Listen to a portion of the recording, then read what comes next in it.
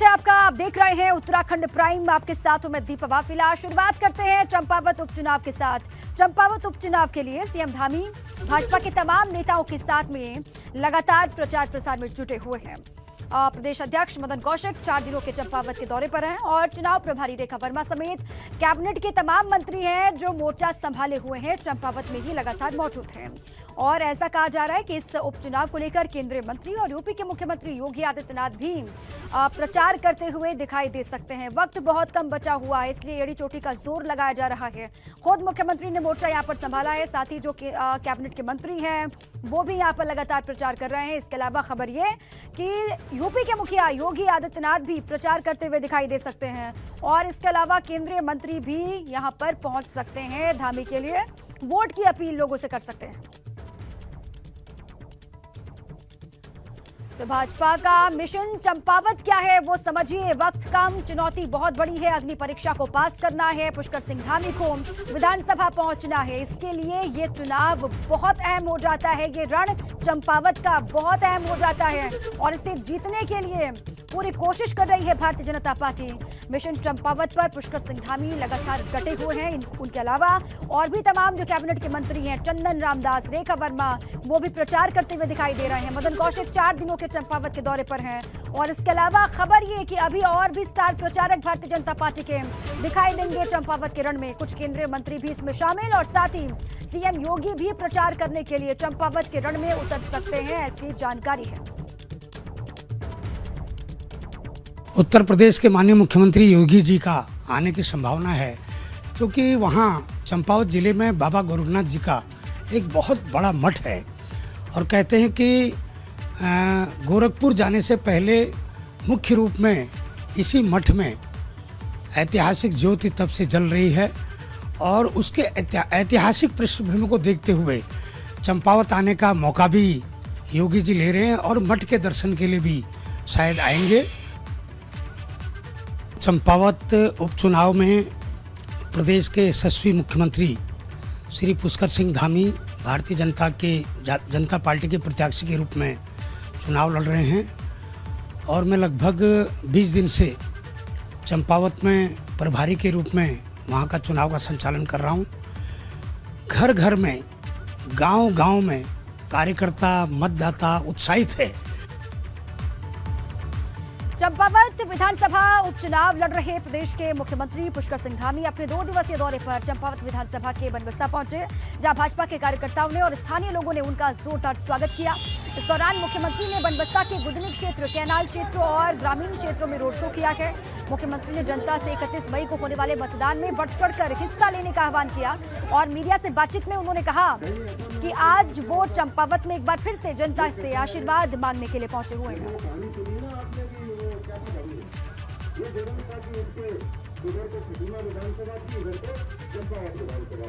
सभी का आशीर्वाद लेने के लिए, सभी का समर्थन मांगने के लिए, उनके मत के लिए और उनके आशीर्वाद के लिए इस क्षेत्र में आया हूँ। मैं इस क्षेत्र की देवतुल्य जनता का सबका धन्यवाद करना चाहता हूँ, जिन्होंने पिछले आम चुनाव में भी यहाँ से हमारे यहाँ के प्रत्याशी आदरणीय कैलाश चंद्र गहतोड़ी जी को भारी बहुमत से इस क्षेत्र से जिताया था और उन सब लोगों का समर्थन आज भी जो है मैं देख रहा हूँ कि उनके अंदर उत्साह भी है, जोश भी है और हम अभिभूत हैं। हमारे पास शब्द नहीं है कि हम उनका किन शब्दों में धन्यवाद करें। इस क्षेत्र के लिए हम कृत संकल्पित हैं कि ये क्षेत्र आने वाले समय में एक आदर्श क्षेत्र के रूप में जाना जाए, आदर्श क्षेत्र के रूप में आगे बढ़े।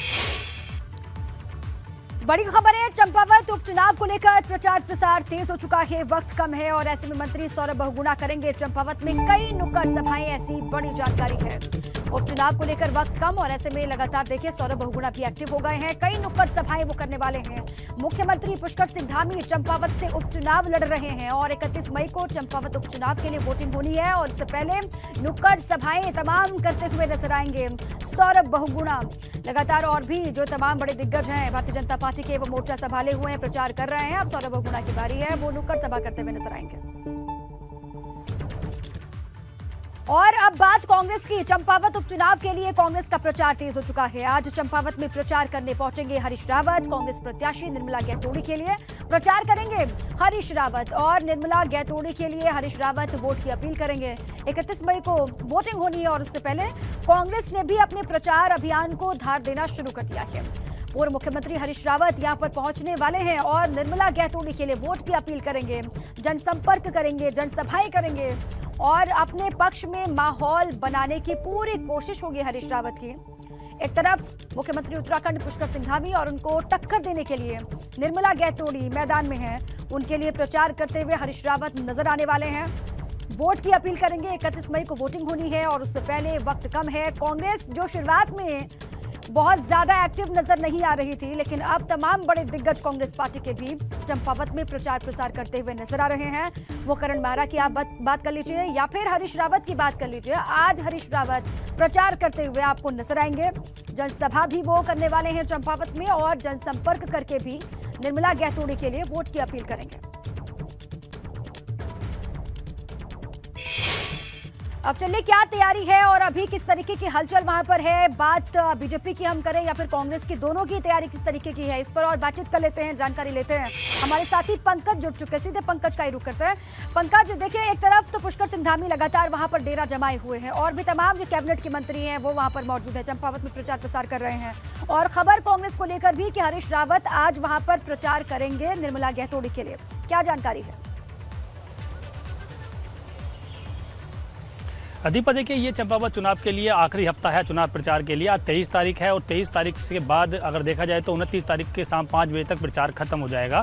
और उससे पहले सभी दोनों पार्टियां हैं, भाजपा और कांग्रेस, उनको पूरी तरह से वहां पर अपनी ताकत झोंकनी होगी, किस तरह से चुनावी मैदान में उतरना है। मुख्यमंत्री खुद चंपावत में मौजूद हैं, कल वो खटीमा पहुँच गए थे और आज उन्हें हेलीकॉप्टर के माध्यम से चंपावत पहुँचना था, लेकिन बारिश की वजह से वो सड़क मार्ग के जरिए ही चंपावत पहुँच रहे हैं और चंपावत में एक बड़ी जनसभा को संबोधित करेंगे। पहले वो ABP के कार्यक्रम में उन्हें पहुँचना था, वहाँ पर लोगों को संबोधित करना था, लेकिन बारिश की वजह से उसको थोड़ा डिले किया गया है, वो आगे बढ़ा दिया गया है। बनबसा में उन्होंने पहले तमाम लोगों से मुलाकात की है, उसके बाद बनबसा से होते हुए टनकपुर के बाद वो चंपावत जाएंगे। ग्रामीण क्षेत्रों में भी वो प्रचार प्रसार करें। कल ही उन्होंने दिल्ली में तमाम प्रवासियों से मुलाकात की थी और चंपावत में चुनाव प्रचार जो चल रहा है उसमें शामिल होने के लिए उन्होंने कहा था। तो ये पूरी तरह से रणनीति तैयार की जाती है। और एक बड़ी बात ये भी बता दूं कि मुख्यमंत्री पुष्कर सिंह धामी के प्रचार के लिए उत्तर प्रदेश के मुख्यमंत्री योगी आदित्यनाथ के कार्यक्रम को भी तय किया जा रहा है। जल्द ही भाजपा इसका ऐलान कर देगी। जो प्रभारी मंत्री हैं चंपावत के, उन्होंने इसकी जानकारी दी है, चंदन रामदास ने। उसके अलावा देखिए कांग्रेस की बात की जाए तो कांग्रेस के जो भी वरिष्ठ नेता हैं, एक दर्जन से ज़्यादा वरिष्ठ नेता हैं, वो चंपावत में डटे हुए हैं। चाहे पूर्व मुख्यमंत्री हरीश रावत की बात की जाए, प्रदेश अध्यक्ष करण मेहरा की बात की जाए, नेता प्रतिपक्ष यशपाल आर्य की बात की जाए, पूर्व नेता प्रतिपक्ष प्रीतम सिंह की बात की जाए, ये तमाम नेता पिछले कई दिनों से चंपावत में डटे हुए हैं। क्योंकि कांग्रेस को इससे पहले हफ्ते के अगर देखें तो वहाँ उस वक्त बहुत ज़्यादा प्रचार प्रसार कांग्रेस का नजर नहीं आ रहा था, लेकिन जैसे ही प्रचार का अंतिम दौर शुरू हुआ है तो कांग्रेस ने अब पूरी ताकत वहाँ झोंक दी है। कोशिश ये की जा रही है कि जिस तरह से भाजपा ने वहाँ किलेबंदी की है, पूरे चंपावत को घेर कर रखा है, उस किलेबंदी को पूरी तरह से भेद दिया जाए। लेकिन क्योंकि देखिए यहाँ दो बड़ी महत्वपूर्ण चीज़ें हैं। एक तो भाजपा की तरफ से अगर देखा जाए तो केंद्र से लेकर संगठन के नेता और फिर सरकार के तमाम मंत्री वहाँ चुनाव प्रचार में डटे हुए हैं। सभी मंत्रियों को अलग अलग मंडल की जिम्मेदारी दी गई है। 5 मंडल चंपावत में है और 5 मंडल में अलग अलग जिम्मेदारी दी गई है। बूथ के हिसाब से सभी मंत्रियों को प्रभारी बनाया गया है। जिस तरह चंदन रामदास को वहाँ का चुनाव प्रभारी बनाया गया। उसके अलावा अगर देखा जाए तो जो सौरभ बहुगुणा है उन्हें चंपावत टाउन का प्रभारी बनाया गया। उनके अंडर में 22 बूथ आते हैं और इसी तरह से अलग अलग मंत्रियों को जिम्मेदारी दी गई है। गणेश जोशी वहाँ डटे हुए हैं, रेखा आर्या वहाँ चुनाव प्रचार में डटी हुई हैं। तो ये सभी नेता वहाँ चुनाव प्रचार में डटे हुए हैं। और यहीं पर अब देखा जाए तो योगी आदित्यनाथ को वहाँ बुलाया जाएगा, क्योंकि बाबा गोरखनाथ का वहाँ मंदिर है। जब वो गोरखपुर गए थे तो यहीं से होते हुए गए थे। वहाँ एक अखंड ज्योत वहाँ जलती रहती है। तो एक बड़ा मैसेज देने की भाजपा कोशिश कर रही है कि बाबा के गोरखनाथ के मंदिर में योगी आदित्यनाथ को दर्शन के लिए बुलाया जाए, प्रचार प्रसार भी किया जाए। तो ये एक रणनीति तैयार भाजपा कर रही है। लेकिन कांग्रेस के यहाँ सिर्फ प्रदेश के नेता मौजूद हैं, केंद्र के नेताओं की अभी ड्यूटी नहीं लगाई गई है। हालांकि जो प्रदेश प्रभारी हैं देवेंद्र यादव, उनके आने की संभावना बताई जा रही है। वक्त कम है और ऐसे में पूरी ताकत लगानी होगी। जीतना बहुत जरूरी है, जीतना होगा, अग्नि परीक्षा को पास भी करना होगा। पुष्कर सिंह धामी के लिए बहुत बड़ी चुनौती है और इसीलिए पूरी भाजपा ब्रिगेड यहाँ पर लगी हुई दिखाई दे रही है। शुक्रिया आपका पंकज पूरी जानकारी के लिए। और इसी बीच देहरादून से बड़ी खबर है इस वक्त की। कर्नल अजय कोठियाल को लेकर जानकारी है कि कर्नल अजय कोठियाल भाजपा में शामिल हो सकते हैं। सूत्र ये बता रहे हैं कल भाजपा में शामिल हो सकते हैं कोठियाल। सूत्रों के हवाले से ये बड़ी जानकारी है। अभी अभी आम आदमी पार्टी से कुछ दिनों पहले ही उन्होंने अलविदा कहा है और उसके बाद अब ये बड़ी जानकारी देखिए, कर्नल अजय कोठियाल भाजपा में शामिल होंगे। सूत्र ये बड़ी जानकारी दे रहे हैं। चंपावत के लिए चुनाव होने हैं, उपचुनाव चंपावत में 31 मई, उससे पहले ये बड़ी जानकारी है। भाजपा में शामिल हो सकते हैं कल कर्नल अजय कोठियाल, ऐसी जानकारी सूत्रों के हवाले से मिल रही है। आपके सीएम का फेस उत्तराखंड चुनाव में थे कर्नल अजय कोठियाल, लेकिन चुनाव में जो स्थिति हुई, जो नतीजा रहा, उसके बाद उन्होंने पार्टी से अलविदा कहा। अब जानकारी ये मिल रही है कि भाजपा में वो शामिल हो सकते हैं। इस पर और जानकारी लेते हैं, हमारे साथी रवि कैंतुरा जुड़ चुके हैं। रवि, आप क्या पुख्ता जानकारी है भाजपा में शामिल होने को लेकर कर्नल अजय कोठियाल के? बिल्कुल दीपा, देखिए कर्नल अजय कोठियाल ने जैसे ही आम आदमी पार्टी छोड़ी थी, उसका अगले तेज थी कि क्या वो किसी राजनीतिक दल में शामिल हो सकते हैं। लेकिन अब काफी चीजें स्पष्ट हो चुकी हैं कि कर्नल कोठियाल बहुत जल्द भाजपा ज्वाइन कर सकते हैं। और जब उन्होंने आम आदमी पार्टी छोड़ी तो उसके बाद तकरीबन 300 जो समर्थक थे कर्नल कोठियाल के, उन्होंने भी आम आदमी पार्टी से इस्तीफे दे दिए हैं। तो ऐसे में वो अपने समर्थकों के साथ भारतीय जनता पार्टी में जा सकते हैं। और इस तरीके की खबरें आ रही हैं, तमाम चीजें हैं, क्योंकि अभी चंपावत उपचुनाव भी है। और ऐसे में ये भी माना जा रहा है, जो सूत्र बताते हैं कि चंपावत उपचुनाव से पहले कर्नल कोठियाल भाजपा ज्वाइन कर सकते हैं अपने समर्थकों के साथ, क्योंकि मुख्यमंत्री का चेहरा थे आम आदमी पार्टी का। लेकिन पार्टी जिस तरीके से यहाँ पर एक अच्छा प्रदर्शन नहीं रहा और बहुत सारी ऐसी चीजें थी जो कि उनको सही नहीं लगी थी। और यही वजह थी कि कर्नल कोठियाल को मुख्यमंत्री का चेहरा बनाने के बावजूद भी वो पार्टी में नहीं टिक पाए, उनके तमाम समर्थक नहीं टिक पाए। और जिस उत्तराखंड से वो जिस पहले लगाव जो तमाम लोग उनसे रखते हैं, उनका भी लगातार, चाहे सोशल मीडिया हो या फिर अन्य माध्यम हो, उस माध्यम से वो कह रहे थे कि आपने एक ऐसी पार्टी ज्वाइन की है जहां आपको नहीं जाना चाहिए था। तो इन तमाम चीजों को देखते हुए उन्होंने आम आदमी पार्टी छोड़ी। और अब इस तरीके की चर्चाएं पूरी हैं जो जोर पकड़ रही हैं कि बहुत जल्द बीजेपी का दामन कर्नल कोठियाल थाम सकते हैं। बीजेपी में उन्हें क्या जगह मिलेगी, क्या तरजीह मिलेगी, ये देखने वाली बात होगी। लेकिन समर्थकों के साथ वो भाजपा में जाने वाले हैं। बिल्कुल ठीक है रवि, चुनाव से पहले भी ऐसी खबरें तमाम आई थी, लेकिन बात नहीं बनी। उसके बाद आम आदमी पार्टी का दामन थामा, लेकिन उसके बाद नतीजे जो रहे, आम आदमी पार्टी को इस्तीफा दिया। उसके बाद अब खबर है कि भाजपा में शामिल हो सकते हैं। रवि, आप रहिए हमारे साथ, आपके पास फिर मैं लौट करके आती हूँ। उत्तराखंड में सभी मदरसों की जांच होगी, ये बड़ी जानकारी इस वक्त की। शिक्षा विभाग से नहीं है कई मदरसे मान्यता प्राप्त, ये बड़ी जानकारी। देखिए, उत्तराखंड में सभी मदरसों की जांच पड़ताल होगी। ये खबर मिल रही है कि शिक्षा विभाग से कई मदरसे मान्यता प्राप्त नहीं है और बिना मान्यता प्राप्त के चल रहे हैं उत्तराखंड में मदरसे। सभी मदरसों की जांच होगी, ये बड़ी जानकारी इस वक्त की। देखिए, सभी मदरसे जो संचालित हो रहे हैं उनकी जांच पड़ताल की जाएगी, क्योंकि ये जानकारी मिल रही है कि कई मदरसे ऐसे हैं जो संचालित तो हो रहे हैं लेकिन शिक्षा विभाग से मान्यता प्राप्त नहीं है। और बिना मान्यता प्राप्त के उत्तराखंड में मदरसे चल रहे हैं, ये कहा जा रहा है। उनकी पड़ताल होगी, देखा जाएगा और तमाम जो पैमाने हैं उसमें अगर फिट बैठेंगे तो मदरसे संचालित होंगे, वरना फिर इन पर होगी कार्रवाई। ये बड़ी जानकारी उत्तराखंड से आपके सामने है। सभी मदरसे जितने भी चल रहे हैं उनकी जांच पड़ताल होनी है। ये कहा जा रहा है कि शिक्षा विभाग से कई मदरसे ऐसे हैं जो ये कहा जा रहा है कि मान्यता प्राप्त नहीं है और इसके बाद अब एक्शन हो सकता है।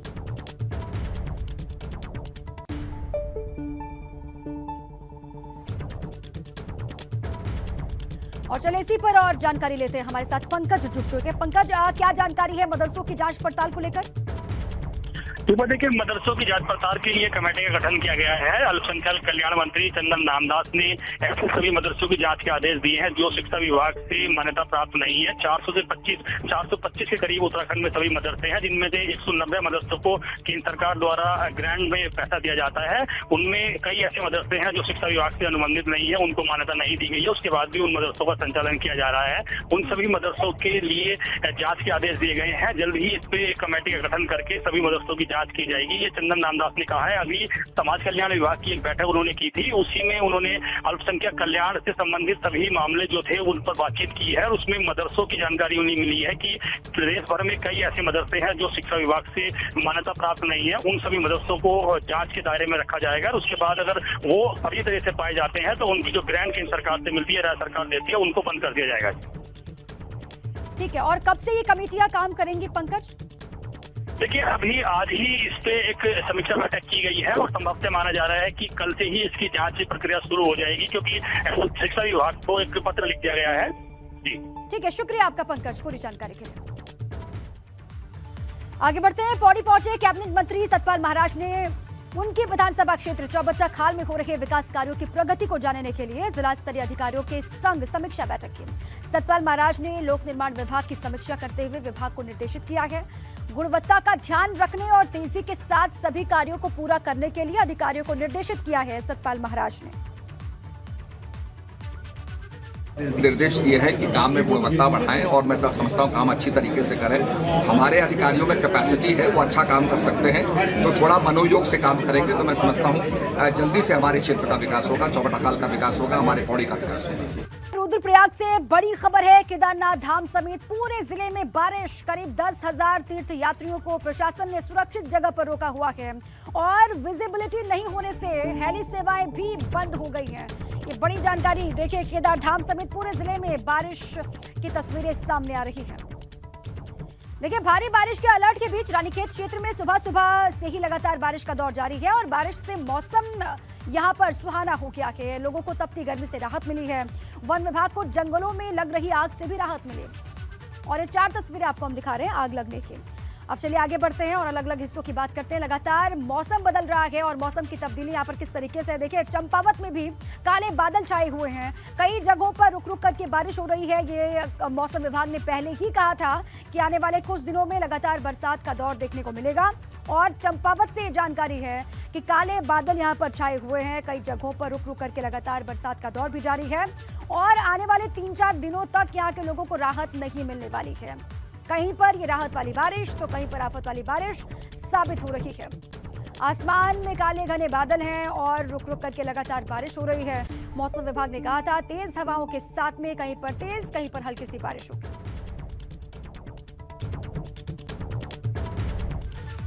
नैनीताल से खबर है। नैनीताल में बीती रात से ही लगातार बरसात का दौर जारी है, जिससे रोजमर्रा के काम करने वाले लोगों के लिए मुसीबत खड़ी हो गई है। काफी परेशानी लोगों को हो रही है। मौसम विभाग ने पहले ही अलर्ट जारी कर रखा था। नैनीताल में इन दिनों पर्यटक बड़ी संख्या में पहुंच रहे हैं, जिनके लिए ये मौसम सुहाना है, लेकिन आम लोगों के लिए परेशानी वाली बारिश। उधर बड़कोट में भी यमुनोत्री और यमुना घाटी क्षेत्र में सुबह से झमाझम बारिश का दौर चल रहा है। यमुनोत्री के कालिंदी पर्वत में बर्फबारी हुई है, जिससे यमुनोत्री आने वाले श्रद्धालुओं को बर्फबारी के नजारे देखने को मिल रहे हैं और मौसम की करवट के बाद तापमान में काफी गिरावट यहां पर आ गई है। गर्मी से लोगों को राहत मिल रही है।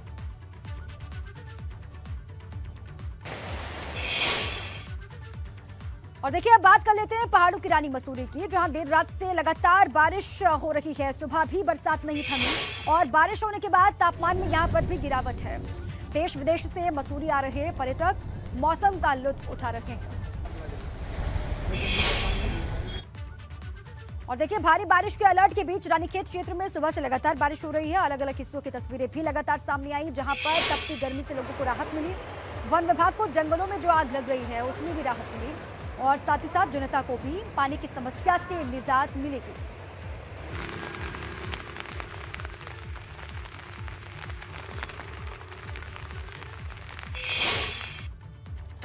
देखिए, प्रदेश में जारी है ऑरेंज अलर्ट और इस बीच पौड़ी में भी मौसम का मिजाज बदल गया है। यहां सुबह से बारिश ने लोगों को तपती गर्मी से राहत दी, तो वहीं बढ़ती गर्मी के बाद मौसम के तापमान में भी गिरावट दर्ज की गई है। यहां की बारिश लोगों के लिए राहत वाली साबित हो रही है। मौसम का मिजाज बदला और इसी पर चलिए जानकारी लेते हैं। हमारे साथी विनोद जुड़ चुके हैं, सीधे उन्हीं का रुख कर लेते हैं। अभी कैसा है मौसम का मिजाज, वहां पर किस तरीके की तस्वीरें हैं? विनोद, तस्वीरें भी दिखाएं और बताएं अभी कैसा है मौसम वहां का और क्या कुछ कहा है मौसम विभाग ने। दीपा, देखिए, अभी आगामी 2 दिनों के लिए बारिश और तेज हवाएं का सिलसिला जारी रहेगा और खासकर गर्मी से मैदानी क्षेत्रों में राहत तो ज़रूर मिली है लोगों को, लेकिन जो पहाड़ी क्षेत्र है, खासकर जितने भी चारधाम यात्रा मार्ग हैं उन पे श्रद्धालुओं की दुश्वारियां बढ़ी हैं, स्थानीय लोगों की दुश्वारियां बढ़ी है, व्यापारियों की दुश्वारियां बढ़ी है, क्योंकि लगातार पिछले 4 घंटों से पहाड़ी क्षेत्रों में लगातार बारिश हो रही है। जो जानकारी मिल रही है कि केदारनाथ जाने वाले तमाम श्रद्धालुओं को करीब 10,000 ऐसे श्रद्धालु हैं जिनको रास्ते में रोक दिया गया है, क्योंकि लैंडस्लाइड होने का खतरा ऊपरी पहाड़ी क्षेत्रों में बना हुआ है और कई जगह पर ऐसे हैं जहां पर पूरी तरह से मार्ग अवरुद्ध हो चुके हैं और सोनप्रयाग में करीब 8 से 10,000 यात्रियों को बारिश के कारण रोक दिया गया है। और ऊपरी पहाड़ी अगर बात करें, केदार घाटी में लगातार 3 से 4 घंटे के बीच से बारिश का सिलसिला जारी है और ऐसे में कई ऐसे यात्रा रूट्स हैं, चाहे गंगोत्री हो, यमुनोत्री हो, बद्रीनाथ धाम समेत कई ऐसे यात्रा मार्ग हैं जहां पर बिल्कुल बारिश बनी हुई है। और अगर मैदानी क्षेत्रों की अगर बात करें तो मैदानी क्षेत्रों में लगातार जो चिलचिलाती गर्मी थी उससे तो निजात जरूर मिली है, लोगों को राहत मिली है, लेकिन ऊपरी पहाड़ी इलाकों में लगातार लोगों के सामने दिक्कतें आ रही हैं। और प्रशासन को मौसम विभाग की ओर से निर्देशित किया गया है कि तमाम जितने भी जो ऐसे दुर्घटना वाले यहाँ पर लैंडस्लाइड होने का खतरा हो सकता है, ठीक है, जो तीर्थ यात्री हैं उनको भी मुश्किलात का, परेशानियों का उसके सामना करना पड़ रहा है। प्रशासन मुस्तैद है, ये जानकारी आप दे रहे हैं। शुक्रिया विनोद आपका पूरी जानकारी के लिए।